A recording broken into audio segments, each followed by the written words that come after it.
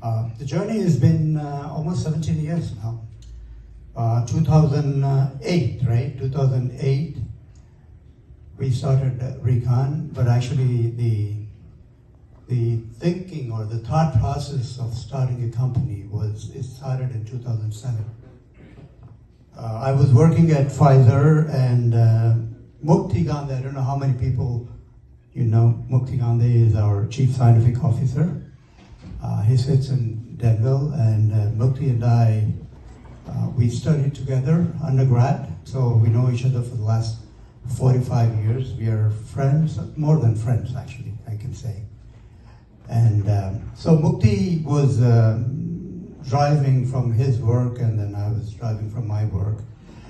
He picked up the phone and he was talking to me, and actually 1998 is when Mukti and I and a couple of other people were going to start a company called RiconPharma.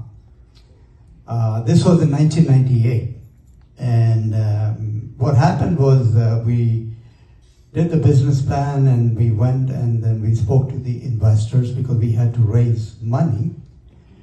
And this story, probably no one knows. This was pre-Recon. I'm talking about 1998, right? It's almost 27 years. So we put a plan together. I was supposed to be part of that company, you know, taking care of all the manufacturing and business and finance and everything. And then Mukti, of course, you know, he's the chief of R&D. And we had another guy, Rasik Gandalia, who's also a partner in Recon. And we went to the Gujarati doctors, you know, because that's where the money is, right?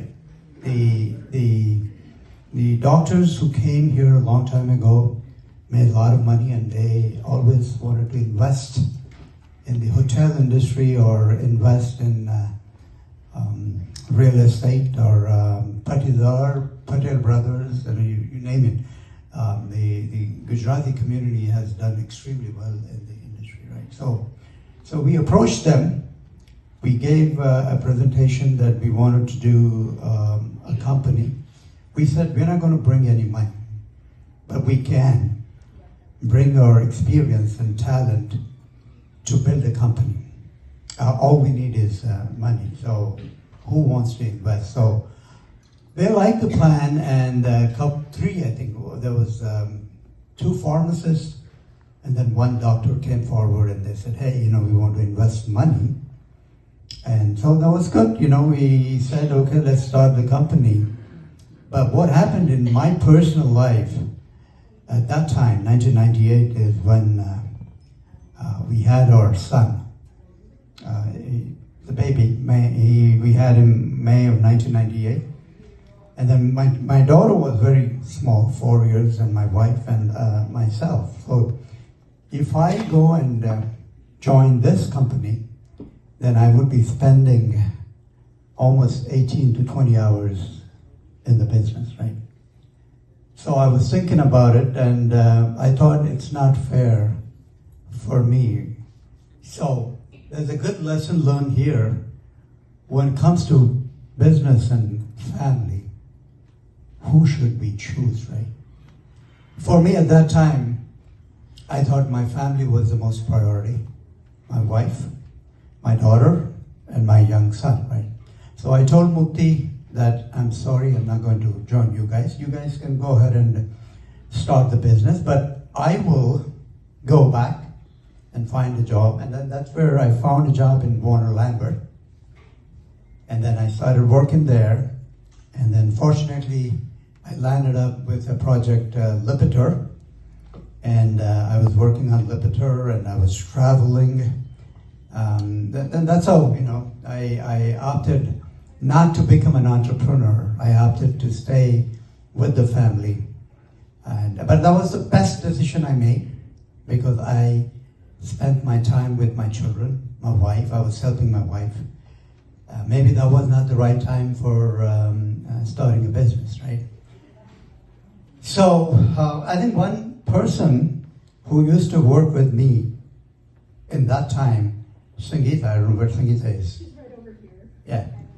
Sangeeta used to support me on my Lipitor trial. She was in the analytical group, and then we used to make so many so many trials, samples that would go to Sangeeta and the analytical team. They used to test, and my journey as a scientist was going in Warner Lambert, and then Pfizer came in and acquired us. I went to business school in 1998 when my son also joined. And in 2 years, I finished my MBA. It's not easy to work in a new company, to travel around the world. And I had a responsibility of coming up with an alternate process for Lipitor. So, yeah, by education, by experience, I'm a scientist, product development and process development. And then, the journey was going on. Meanwhile, while I was doing my MBA and I was working in Pfizer, Mukti and his partners, they were building this company called RiconPharma. They worked so hard, and believe me, they built the company. In 2005, meaning 98 to 2007 years, they built the company and somebody wanted to come and buy them out. Okay, so that was how the RiconPharma was bought over by a private equity firm called Roundtable Partners. And then Mukti did, he was with them for another year, 2. And after his time was up, and that's when he called me and he said, 1998, you and I, we want to do something, but you backed out. And for whatever reasons, now you're working at Pfizer and you're doing good, your children are growing, He said, why don't we do this again? How many people get a second chance? I don't think so, not many people. But I got the second chance. And then I was talking to Mukti while driving, let's do something. I was working Pfizer, so Pfizer was doing some product enhancements, life cycle management, enhance the products and all. And I was involved in those, and Mukti said, why don't we do something different? I've worked in the generic industry. I've developed a lot of generic products, but let's do something different, like maybe a new product. So we came up with this NDA 505B2 concept, and we said, let's work on those. And that's how we, again, back to the board, we put a business plan together. We talked to the investors. Well, of course, Mukti came forward with some investment. Rasik, who was a partner in RiconPharma, he came forward with an investment, and our friend Brahmaji came forward with it. That's how the genesis of RiconPharma started in 2008. Okay, and 2008 October 1st, 30th September I left Pfizer. 1st October we started the Recon in Denver, and then we had absolutely nothing but the Denver facility. You guys know, the people from Denver know about it, but I don't know how many of you went to Denver. Yeah, it was just a building, and then we had to create something from the scratch. So while we were strategizing the Recon, and then Praveen, our friend, who was also a classmate of ours, he went to school with us, we were talking to him, and Praveen was working at Dr. Reddy's, and then he moved to Orchids. Praveen is a great scientist. He's somewhere here. He's here, okay? He did so well at Dr. Reddy's, several ANDAs, and he worked on paragraph 4 challenges, and great scientist. And then Orchids, he was heading the R&D. And then Mukti and I, when we were talking, we want to do R&D definitely in the US, but let's see if we can do something in India also. That's a good idea, right? Having an R&D in India, because we wanted to give something back to India. we want to create some opportunities there. So at the same time, Praveen was talking to us, and he said, he has done so well there. He was talking to me, he said, Raju, I'm thinking of looking at opportunities in the US. See how the destiny brings people together. That was the right time that he was thinking of coming here. And I spoke to Mukti and I said, you know what? Why don't we do this R&D in India also? And then let's bring our friend, close friend Praveen. Because you need to have someone you know. You can't manage a company from here, right? Praveen, we thought it was like a blessing for us. So we spoke to Praveen and he said, you know, you don't need to go and work somewhere. This is what we're planning on doing. Do you want to join us? Praveen said, yes. It's like somebody, you know, taking a ring and kneeling down and said, do you want to marry me? That's the kind of feeling. So Praveen said yes.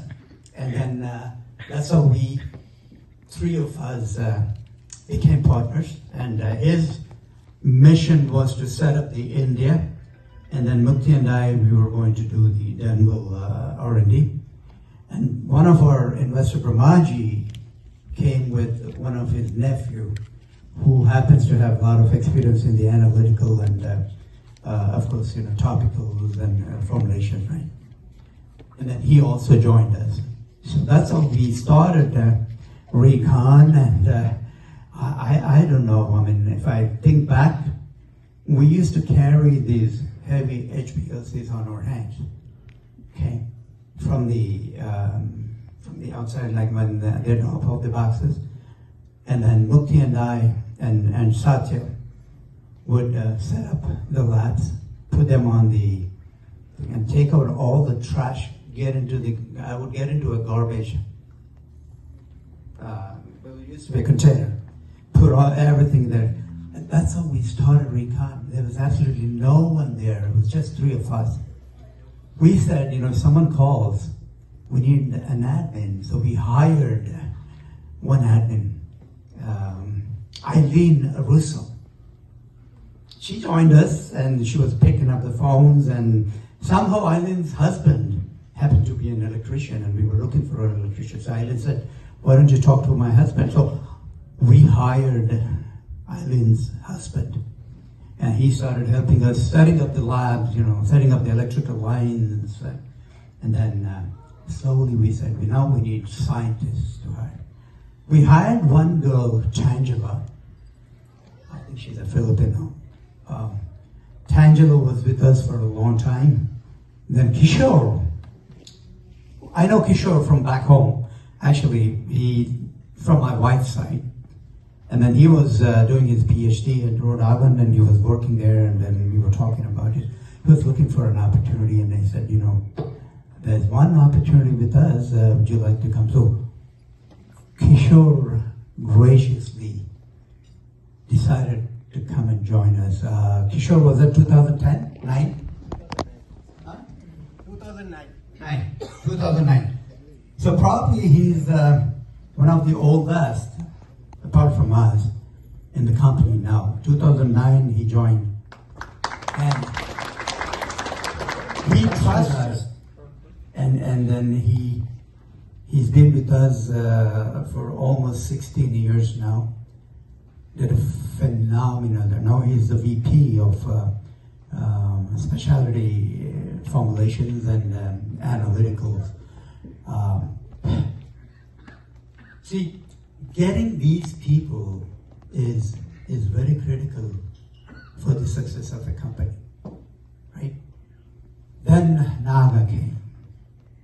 Naga was working at RiconPharma, I think.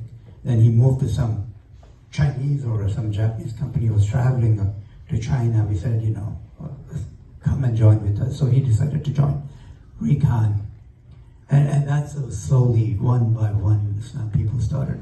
And then we started hiring, right? And 2008 was a very, very bad year from an economy point of view. Everybody was laying off people, and then we were so ambitious. We said we wanted to do products, right? So we started hiring people. The one thing we did was, let's do this NDA 505(b)(2, right? Unfortunately, we had fantastic concepts. We even did a roadshow,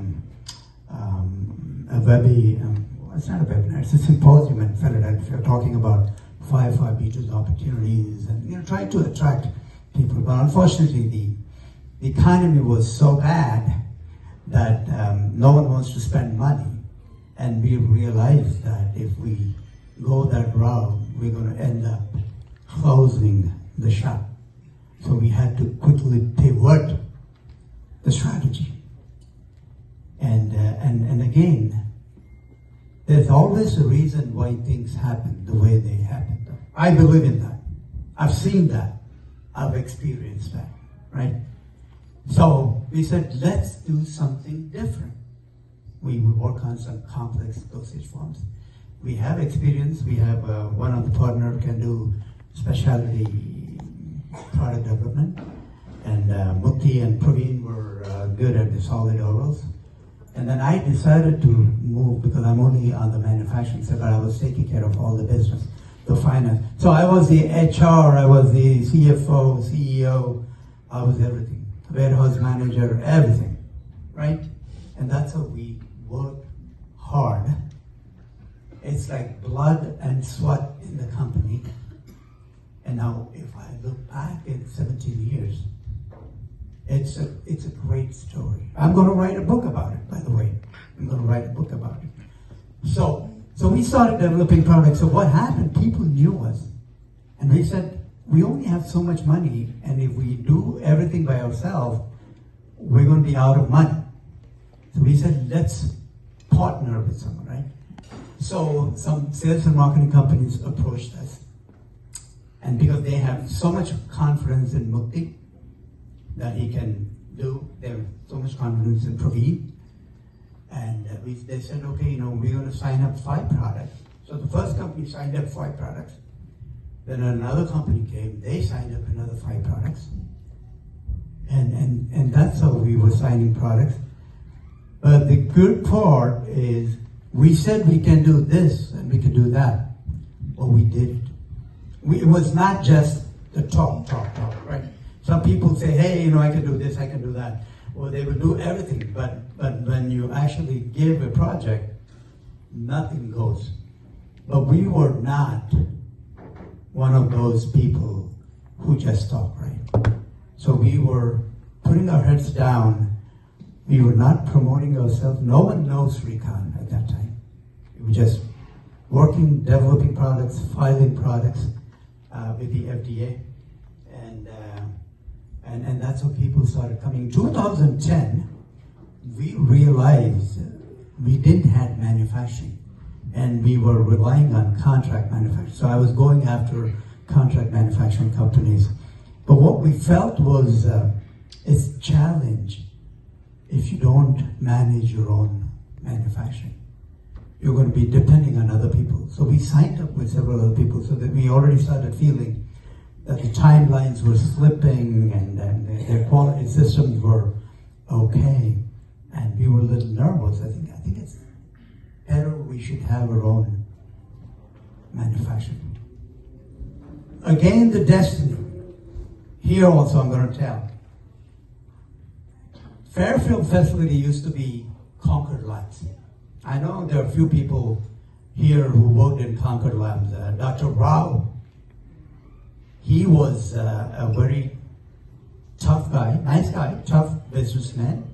He was running Concord. At one time, Concord Lab was doing extremely good. I heard there were a lot of people working there. But in 2010, he approached us. He said, Raj, I'm thinking of selling the company. But that was the time we were looking for a company, right? We quickly said, let's take this opportunity. So we came, we saw the Fairfield facility, we talked to him, and we negotiated the price. And in October 2010, we acquired the Concord Lab. Then we wanted to name the company. We didn't want to keep Concord Labs. We said, let's name it doing mirror pharmaceuticals, meaning mirror is like a reflection, right? So if we are credible people, it's going to be our reflection, meaning we have to do a good job to reflect something good to the industry. So we took the company, there were 12 people at that time, and then we started cleaning up the place. The place was not how it looks now. The place was like rundown carpets, and the manufacturing was good, but still it needed some facelift. We did that. We started working on some renovations, putting new carpets, and hiring more people. And our R&D was busy making products, and we started transferring products. And Fairfield has some products which Rao couldn't sell, and we took those and we started selling. So some action was going on. But then Fairfield is a baby for me, because I was involved right from the beginning. From taking that baby and taking care of the baby, cleaning up, feeding the baby, and bringing the people. 15 years. Now you guys know what we have, and we have so many people working in Fairfield. I see a lot of them happy. I see a lot of them happy. They're happy. Someone was saying from Recon, he was saying, "Oh, I see everyone happy." Too bad they're happy, because we are like a family in Fairfield. We work as one team. Okay, the packaging ladies. You see these ladies. They are so committed in packaging our product. And I always say that there's some other companies, when they package, when the product went into the market, they found labels upside down. But our product is always right on the bottle, right there, and there was no issue. Very rarely we saw something that had an issue. Okay, but that's the commitment, that's the loyalty that is there in the teams. QC. Bhavik, again, I talk about Bhavik all the time, because Bhavik was working at Comfort Labs. He didn't want to leave. He said, "I want to stay here." And he's been with us for 2010. Now, when Bhavik, I see him, he will just be walking, and then he'll be working, and he's going to do his job. He says hello to me, but he's dedicated, right? It's hard to find people. So the companies should keep the people happy. Because if you're not going to keep the people happy, if the people are unhappy, then it's going to impact the performance of the company, right? So we've been doing so much, thinking about the people, and Dara and Tammy and the entire HR. They are coming up with so many programs. Jeannie is helping us with the leadership. So in the last 15 years, we are completely transformed into a good manufacturing company. The last FDA inspection was a phenomenal success. No 483s, but the FDA inspector, who is one of the toughest cookies that we knew, and she threatened Naga, she threatened Viral.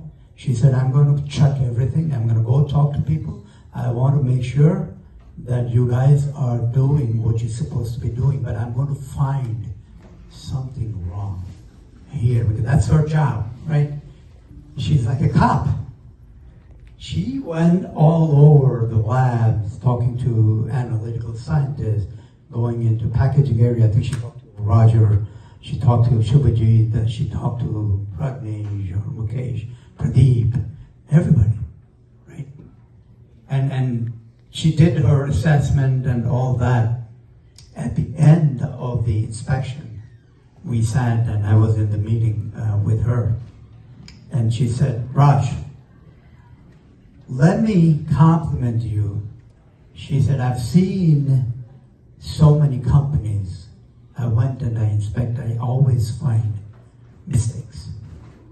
And here I tried to find a mistake because I was determined to find a mistake. But it was so hard for me to find any mistake. She said, I even went and interviewed the scientists, the people. And she said, whatever the management is talking or telling is what they are saying. That means if they are doing something and if the management is saying something, then that means there's something hanky-panky, right? Not good. So the management is hiding something. But she said it was exactly the same. And she said, I am very pleased with the way the Fairfield quality systems are. And she congratulated Viral and Naga and everybody. And she even said, let's bring those people back. It rarely happens. FDA is not going to call the people. She called Roger, she called Pradeep, Subhajit, and several other people in the small conference room. They were all standing there. She congratulated them. Can you believe this kind of compliments coming from a cop who is the most toughest cop? So that's the kind of people that we have. And I take pride in looking up to these guys for the work they do. There were several times when the product was needed, they were there, the team was there. I always preach them unity. You know, we need to be one team. Several times when the product was needed, they were there, the team was there. I always preach them unity. You know, we need to be one team. We need to be working together. We need to be helping each other. But they were holding their hands during the difficult times. Ivermectin, I'm sure you guys know, COVID time. We made millions of tablets. And we were supplying and there was a demand. And it's COVID. So our people took it very personally because now they are serving the community. They're treating people who are going through COVID. 2020, 2021, 2022, how bad the COVID impacted. But this team supplied the best ivermectin product to the COVID people. I think they did well until last year. Now we have competition. Unfortunately, we were the only product for the last 13 years or so, but now there are a couple of other companies out there. The ivermectin has come down, but of course the COVID also came down. Carbamazepine was a very difficult product. We didn't have bigger coating machines. There was a demand, and Paul started selling, and he wanted product. Naga, Satish, Shubhajit, and Satish's team, they were all working day and night. And this is the kind of people you need in an organization. And that's where the organizations will do good. If someone is saying that Ingenis is doing good, Ingenis is not doing good because of me, not because of the senior leadership team. I mean, they do the strategies and do all that. But at the ground level, you guys are doing a phenomenal job. And that is what reflecting. If people are talking about Ingenis or Recon outside, that's because of the commitment that you guys have, the dedication, the seriousness about doing your jobs, and then you keep on improving every year. Every year I see that the performance level, and every year I started raising the bar. You know, that's the way I believe in. Because the learning or the improvement should never stop. We cannot say, oh, we did so good, so this is where I will be. You need to keep on climbing. If you want to climb Everest, yeah, you could be halfway through and say, hey, I climbed half the mountain, but there are people who climb all the way up and beyond. So that's the challenge you guys are taking. You guys are helping the team leaders, Roger, Subhajit, Rajesh, Rajendra, Pradeep, Naga, Viral, I can go on and on and on. Srinivas, Narendra, Darshan, Satish, I can say all those names. They've done a phenomenal job. Guys, you should be very proud of yourself for doing such a wonderful job. You should go and tell your wives or husbands, pat yourself, we do a good job. We are in a noble business, right? And in a noble business, the sincerity and honesty is the most important thing, right? You want to put a product in the market, you want to make sure it meets the quality, right? You don't want your children to take a medicine which is or super potent or which is underpotent, not doing the job. You want the product to be doing what it's supposed to be doing. So, thank you guys for sticking together, staying together, and working with the management. And I am sure HR is still going to be coming out with good programs. We want to see smiling and laughing all the time. The workplace should be a place where we all need to be enjoying, not stressing out. There's no reason to stress out. We come, we do our best, discharge the best that you could, best of your ability.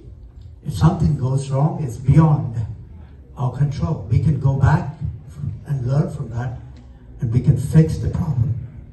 And that has been the culture, and I'm very happy that we were able to attract the talent and keep the talent, and very rarely people are unhappy, they'll leave. But it's okay, it's not because, I don't think it's because of the unhappiness. People want to do different things. Somebody may want to go from QC to QA or QA to regulatory. It's okay. They are free to go and find a place where they need to be happy. My belief is, if you are here, I want you guys to be happy. Okay? Am I making you guys sleepy now? Yeah. Okay? So I know this is taking a little longer, but 15 years of accomplishments, that if we need to talk, it takes many sessions like this. Okay? So keep up the good job. Naga has been phenomenal. Naga used to be R&D. He was never a manufacturing guy. He didn't know how to run a manufacturing facility. He could develop products and he could do a tech transfer.